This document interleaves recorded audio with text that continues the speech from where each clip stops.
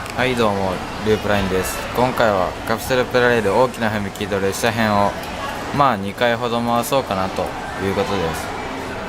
狙いはこれでは行きます。ちょっと片手なんでやりにくい。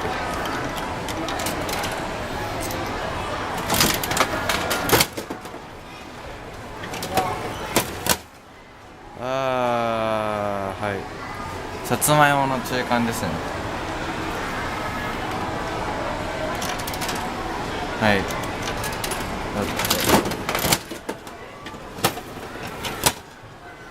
ダブっと最悪。はい、あんまりいらないのが2個出ました。